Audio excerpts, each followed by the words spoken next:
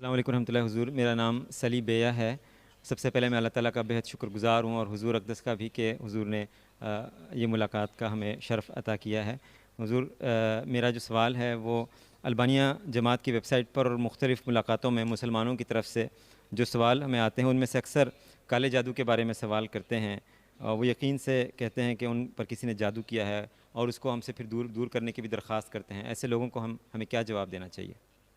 بات یہ ہے کہ یہ تو ساری وہمی چیزیں ہیں، دماغی سوچ ہے، وہم ہے، متاثر ہو جاتے ہیں لوگ۔ انسان کی نفسیات ہے، ایک بات اس کو بار بار بار بار کہو نا تو وہ سمجھتا ہے کہ سچی ہے۔ تو یہی حال ان مسلمانوں کا ہے۔ یہ کالا جادو ان مسلمانوں پہ ہوتا ہے، احمدیوں پہ کیوں نہیں ہوتا؟ ہمارے پہ تو نہیں آج تک ہوا ہے کالا جادو، لوگوں نے بڑی کوششیں بھی کی ہیں۔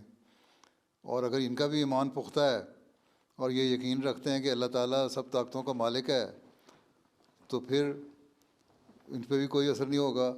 تو ایسی حالت میں ایک تو وہموں کو دور کرنے کے لیے استغفار زیادہ کرنا چاہیے، اور پھر لا حول ولا قوت الا باللہ العظیم پڑھنا چاہیے۔ اگر کوئی ایسی کسی نے شرارت سے کوئی ایسی حرکت کی ہے تو وہ اللہ تعالیٰ اس کے شر سے انسان کو بچا کے رکھے۔ پھر جو آخری 3 صورتیں ہیں وہ پڑھنی چاہیے تاکہ حاسدوں کی حسد سے بچا کے رکھے اللہ تعالیٰ، اور ان کے شر سے بچا کے رکھے، شیطان کے شر سے بچا کے رکھے۔ تو یہ چیزیں اصل میں تو ان کا وجود کوئی نہیں ہے۔ بعض لوگوں نے بڑے کاروبار بنائے ہوتے ہیں، حضرت خلیفہ اول نے بھی اس کے بارے میں بڑی تفصیل سے لکھا ہے کہ ایجنٹ چھوڑے ہوتے ہیں، وہ لوگوں کے گھروں میں چلے جاتے ہیں اور وہاں کوئی نہ کوئی چھپ کے ایسی حرکت کر دیتے ہیں، اور پھر اس کے کچھ عرصے بعد اس بندے کے دماغ میں ڈالنا شروع کر دیتے ہیں کہ یہ دیکھو تمہارے پہ ساتھ یہ ہوگا یہ ہوگا یہ ہوگا، اور اس کا علاج یہ ہے کہ تمہارے گھر کے کونے میں فلاں جگہ کوئی چیز چھپی ہوئی ہے، اس کو نکالو تو تبھی یہ جادو دور ہو سکتا ہے۔ اور وہ کیونکہ اس نے پہلے چھپائی ہوتی ہے، وہ آدمی جو گھر کا مالک ہے جا کے دیکھتا ہے تو ہاں واقعی وہاں چیز ہوتی ہے، تو وہ نکال کے کہتے ہیں ہاں یہ تو بڑی سچی بات کی تم نے۔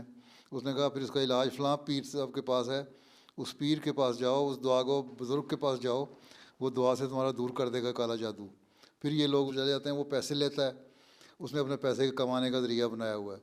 تو حقیقت میں تو ایک ایماندار شخص کے لیے کوئی ایسی چیز نہیں ہے، جس کو اللہ تعالیٰ پہ یقین ہے کہ اللہ تعالیٰ تمام طاقتوں کا مالک ہے اور اللہ تعالیٰ شیطان کے شر سے بھی بچانے والا ہے، تو اس کو دعا کرتے رہنا چاہیے، اور اس بات پہ یقین کرنا چاہیے کہ یہ کالا جادو مجھ پہ اثر انداز نہیں ہوگا۔ اور اگر ایمان پختہ ہے تو اثر انداز نہیں ہوتا۔